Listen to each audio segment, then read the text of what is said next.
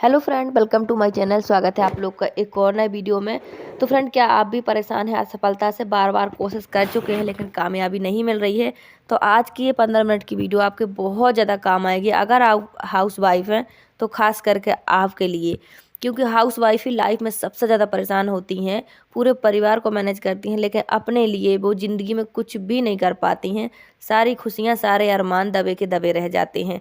और अगर कोशिश कर कर के आप थक चुकी हैं अर्निंग के लिए, तो आज मैं आपको कुछ ऐसी टिप्स बताऊंगी, ऐसी ट्रिक बताऊंगी जिन्हें मैंने अपनी लाइफ में खुद यूज़ किया है, खुद ट्राई किया है और आज मैं सक्सेस हूँ, आपके सामने हूँ। 6 महीने के अंदर मैंने अपना चैनल भी ग्रो कर लिया है और होम बुटीक भी मैंने जो शुरू किया था वो भी सक्सेस है।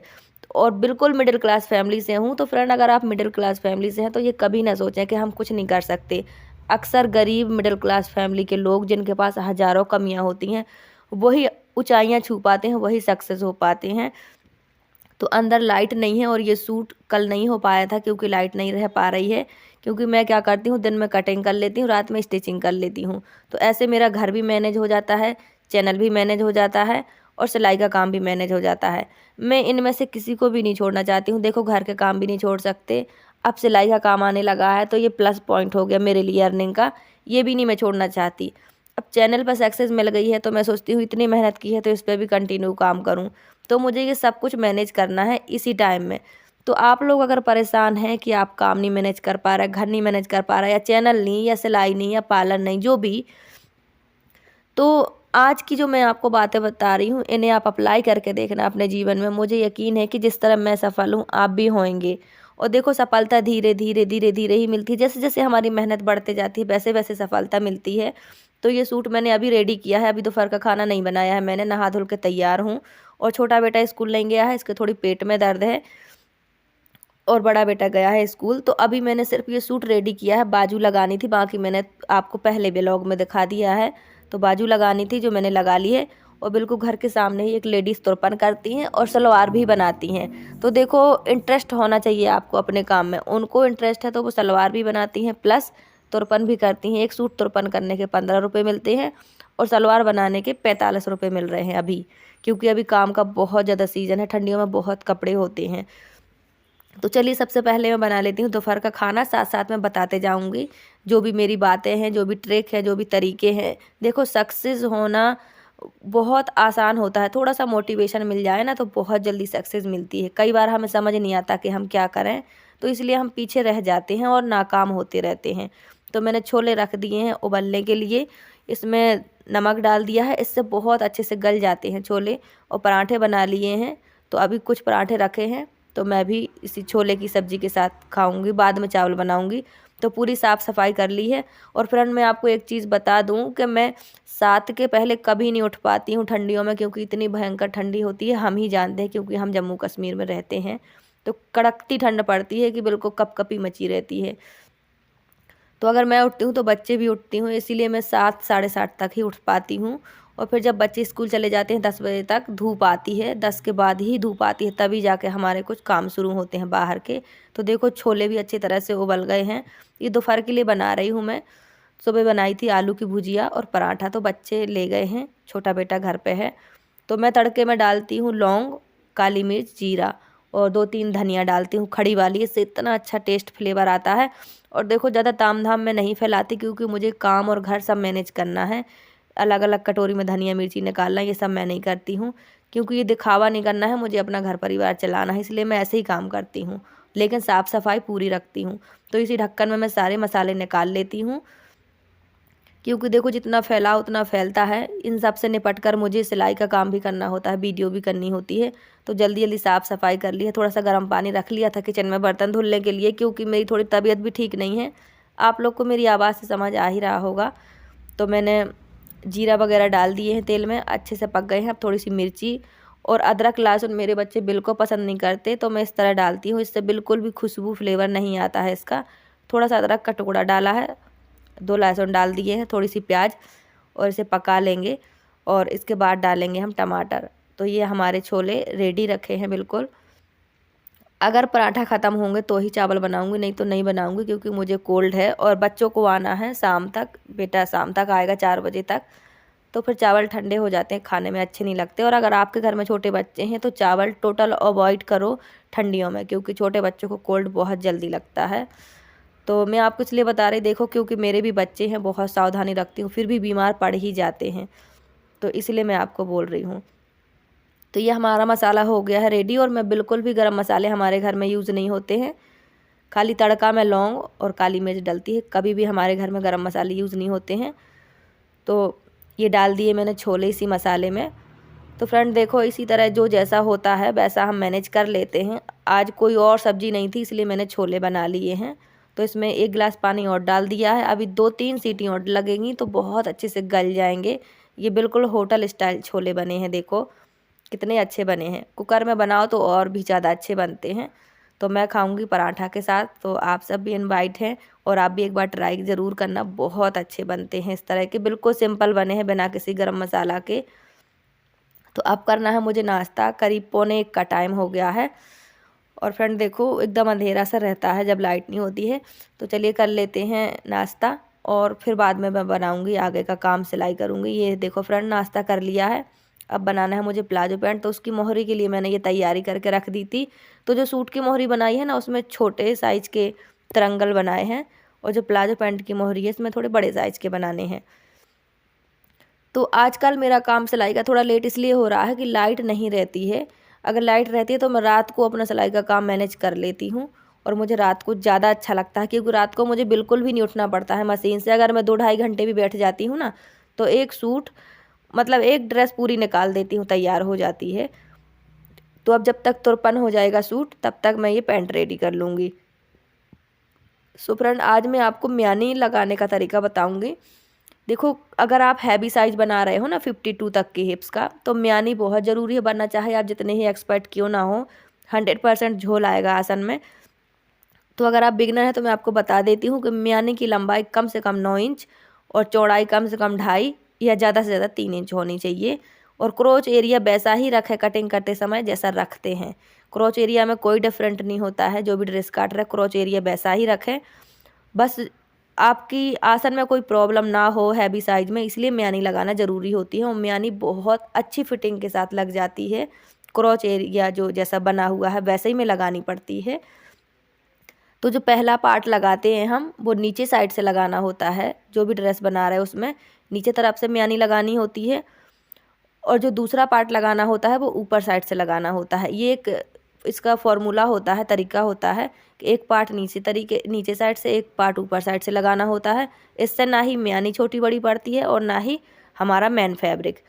तो ये आसान तरीका है, जैसे मैं लगाती हूँ वैसे मैंने आपको बता दिया। वैसे सबके अपने अपने अलग अलग तरीके होते हैं देखो काम करने के। तो फ्रेंड बहुत सारी बहनों का कमेंट है कि होम बुटीक कैसे खोलें। तो होम बुटीक खोलना कोई बड़ी बात नहीं, होम बुटीक में कुछ भी नहीं होता है, ये सब कहने की बातें हैं। देखो अगर आपके पास लागत है तो आप 1 लाख रुपए लगा लो, और अगर आप में करने की क्षमता नहीं है तो वो भी फेल हो जाता है। और लेकिन अगर आप में काम करने की क्षमता है तो आप 0 इन्वेस्टमेंट से शुरू कर सकते हो और लाखों तक अपना बिजनेस ले जा सकते हो। ये हमारे अपने ऊपर होता है। हर काम में सक्सेस जो मिलती है वो मेहनत से मिलती है। तो देखो 4 बज गया है, बेटा भी आ गया है स्कूल से। अभी मैंने सिर्फ म्यानी लगाई है दोनों पार्ट में, और मैं कुछ भी नहीं कर पाई हूँ, 4 बज गया है। तो दिन में यही होता है, बहुत काम होते हैं, दिन छोटा होता है। तो खाना बनाने के लिए उठ गई थी, इसलिए टाइम निकल गया। तो आज मैं आपको पॉकेट लगाना बताती हूँ कि कैसे लगाते हैं। अगर डायरेक्ट आप इसी फैब्रिक पर जो भी आप बना रहे हैं, प्लाजो पैंट या प्लाजो, अगर इसी पर पॉकेट लगा रहे हो तो 5 इंच जगह छोड़ना और बाद में आप पॉकेट लगाना, क्योंकि 4 इंच हो जाती है इलास्टिक में कवर, और 1 इंच हमें इलास्टिक के नीचे पॉकेट लगानी होती है। लेकिन मैं इसमें अलग से इलास्टिक का 4 इंच फैब्रिक लूँगी, क्योंकि कपड़ा कम था। तो मैंने 1.5 इंच जगह छोड़ी है इलास्टिक के ऊपर, आधा इंच दब जाएगा इलास्टिक लगाते समय, और 1 इंच हम पॉकेट के लिए जगह रखेंगे। इतना रखना होता है, यानी इलास्टिक से हमें 1 से 1.5 इंच जगह रखनी होती है पॉकेट की। और 5 इंच लिया है मैंने, 5.5 इंच लिया है हाथ डालने के लिए पॉकेट का। तो अगर आप बिगनर हैं तो आपको ये सब चीज़ें पता होनी चाहिए कि कम से कम जो पॉकेट की लंबाई है वो 12 इंच होनी चाहिए, और जो उसकी चौड़ाई है कम से कम 6 इंच, 6.5 इंच या 7 इंच तक होनी चाहिए। तो राइट से राइट कपड़ा ही रखना होता है, यानी कि जो भी आप बना रहे हो ड्रेस, उसका फैब्रिक सीधा हो, पॉकेट का फैब्रिक सीधा हो, फिर सिलाई करना और फिर उसे पलट देना। तो इससे क्या होता है कि उल्टा कपड़ा अंदर की तरफ चला जाता है और सीधा कपड़ा हमें दिखाई देता है। तो जहाँ भी कॉर्नर हो ना वहाँ फुट को उठाएं, लेकिन सुई को अंदर की तरफ रखें, इससे सेब खराब नहीं होता है। क्योंकि बिगनर को यही प्रॉब्लम हो जाती है, सुई बाहर रहती है, फुट को उठा के जगह चेंज कर देती हैं कपड़े की, तो सेब खराब हो जाता है। तो सुई अंदर रखने से कभी भी सेब खराब नहीं होता है। फुट चाहे आप कहीं की तरफ भी मोड़ दो, उठा दो, कुछ भी कर दो। तो ये हमारी पॉकेट लग गई है। पॉकेट लगाना बहुत आसान है और पॉकेट फ्रंट पार्ट पे ही लगती है। अगर आप एक पॉकेट लगा रहे हैं तो हमेशा राइट हैंड साइड लगाएं, और दो लगा रहे हैं तो फिर दोनों तरफ, तो ज़्यादा करके एक पॉकेट ही लगती है। तो देखो हमने पूरी पॉकेट को अपने फ्रंट पार्ट पे अच्छी तरह से लगा दिया है और बिल्कुल जो हमें इलास्टिक में दबाना है ना वहाँ तक हमें पॉकेट की लंबाई रखनी होती है ऊपर साइड। तो फ्रंट पार्ट पे पूरी पॉकेट हमने लगा दी है। अब इस पे बैक पार्ट लगाएंगे, यानी कि हम सीधे से सीधा मिला के बैक पार्ट रख के साइड की सिलाई लगा देंगे। तो पॉकेट लगाना बहुत ईजी है। देखो अच्छे से लग चुकी है। पूरी की पूरी पॉकेट सीधे पार्ट पे ही लगती है, यानी कि सामने साइड का जो फ्रंट पार्ट होता है ना उसी पे लगती है। तो बिगिनर को बहुत ज़्यादा प्रॉब्लम कन्फ्यूज़न होती है। तो अब मैं थोड़ा सा दूसरा काम करना है मुझे, तो ये मैं आपको फाइनल पूरा करके दिखाती हूँ कि इसका लुक कैसा है, क्योंकि ये मुझे देना भी है शाम को। तो आप इस तरह कर सकती हैं फ्रेंड, बहुत आसान है घर बैठे काम करना। तो आप इस तरह टाइम निकाल के मैनेज करके करेंगी तो आपसे सब कुछ हो जाएगा, यकीन मानिए बहुत आसान है। और अगर आप हैवी साइज़ का बना रहे हैं तो म्यानी ज़रूर से लगाइए, बहुत अच्छी फिटिंग आती है। सो फ्रेंड ये बन गया है पूरा और मैं अब आपको दिखाती हूँ, लेकिन लाइट नहीं है तो अभी इसमें प्रेस नहीं हुआ है और तुरपन हो गई है सूट में। तो फ्रेंड मैं आज आपको कुछ बातें वही बताऊंगी जो आपको बार बार फेल करती हैं, पीछे करती हैं, लेकिन अगर आप ये चीज़ें फॉलो करेंगी तो 100% आप सक्सेस हो जाएंगी। तो साथ साथ में पहले आपको ये ड्रेस भी दिखा दूं। तो ये सूट है जो वो पूरा बन के तैयार हो गया है, तुरपन होके आ गया है, लेकिन इसकी प्लाजो पैंट मैं सबसे पहले आपको दिखाऊं। बहुत ज़्यादा प्यारी बनी है और इसमें जो ट्रायंगल टाइप के शेप होते हैं ना वही वाला डिज़ाइन बना है। इसके पहले का डिज़ाइन भी मैंने आपके साथ शेयर किया है प्लाजो पैंट का, और ये इतनी फिटिंग में बना है। तो आप किसी भी साइज़ का, हैवी से हैवी साइज़ का बनाओ, लेकिन म्यानी कम से कम 3 इंच की लगाओ, लंबाई कम से कम म्यानी की 9 इंच होनी चाहिए। तो बहुत ज़्यादा आसान है प्लाजो पैंट बनाना, सब कुछ बनाना आसान है। अगर आप काम कंटिन्यू करेंगे तो बहुत आसान है, लेकिन अगर आप साल 6 महीने में कभी कभी का ड्रेस बनाएंगी तो फिर आपको समझ नहीं आ पाएगा। तो मैंने कभी भी पूरा प्रॉपर सिलाई का काम नहीं सीखा है, मैंने सिर्फ थोड़ा सीखा था, वो भी समझ में नहीं आया था। लेकिन जब से मैं करने लगी हूँ तो परफेक्ट काम आने लगा है। मुझे कोई डिज़ाइन नहीं आता है, मैं अभी भी कहती हूँ कि मुझे कोई डिज़ाइन नहीं आता है, लेकिन कस्टमर जो भी काम लेके आता है मैं उसे 100% परफेक्ट और फिटिंग के साथ करके देती हूँ। तो इसकी आसन की लंबाई भी उतनी ही है, 15 इंच है। 13 इंच 14 इंच आप आगे की रखें और उससे 1.5-2 इंच आप पीछे के आसन की लंबाई रखेंगी तो बहुत सही रहता है। कभी नीचे की तरफ नहीं सरकता पीछे से कोई भी पैंट जो भी बना रहे हैं आप, चाहे वो प्लाजो हो चाहे प्लाजो पैंट हो। तो ये सूट भी बन गया है। इसकी मोहरी भी सेम प्लाजो पैंट की मोहरी की तरह है, लेकिन इसका साइज़ थोड़ा छोटा है और इसका गला बहुत प्यारा बना है। काफ़ी हैवी है क्योंकि गरम सूट है, और मैं गरम सूट की बता दूं सिलाई में लेती हूँ 300 रुपये, और सिंपल जो होते हैं ना गर्मियों के उनके लेती हूँ मैं 250 रुपये। तो इसमें पूरे में तुरपन होनी थी, हो गई, लेकिन अभी प्रेस नहीं हुआ। और काफ़ी हेल्दी लेडी का है। तो मैं आपको एक चीज़ और बता दूं कि मैं ही यहाँ सबसे कमज़ोर हूँ, पतली सी हूँ यहाँ के हिसाब से। तो यहाँ के लोग काफ़ी लंबे चौड़े हैवी होते हैं, हेल्दी होते हैं, चाहे वो आदमी हो चाहे वो औरत हो। तो आप देखो कहीं किसी तरह का झोल नहीं है, बहुत प्यारा फिटिंग के साथ बन गया है। तो फ्रेंड अपनी ज़िंदगी बेहतर कैसे बनाएं, पैसे कैसे कमाएं और सक्सेस कैसे हों, अगर आप ये काम सीक्रेटली करेंगे तो आप 100% सक्सेस हो जाएंगे। पहली बात, आप जो भी काम करना चाहते हैं, जो भी आपकी प्लानिंग है, किसी के साथ डिस्कस ना करें। डिस्कस करने से 99% चांसेस कामयाब होने के ख़त्म हो जाते हैं। आपके पास कितना पैसा है ये किसी को ना बताएं। आप क्या काम करना चाहते हैं कभी किसी को ना बताएं। हर काम सीक्रेटली करें, जब सक्सेस हो जाएगा तो सबको पता चल जाएगा। ये गलती बहुत सारे लोग करते हैं, इसलिए ज़्यादातर लोग नाकाम हो जाते हैं। मैंने अपनी खुद आजमाई हुई ट्रिक है ये। मैंने जो भी किया कभी किसी को नहीं बताया, जब मेरा काम चल गया तभी सबको पता चला। तो कई बार हमें सीक्रेट सबसे रखने होते हैं अगर कामयाब होना है। तो आज का ज़माना कोई किसी की तरक्की नहीं देखना चाहता है।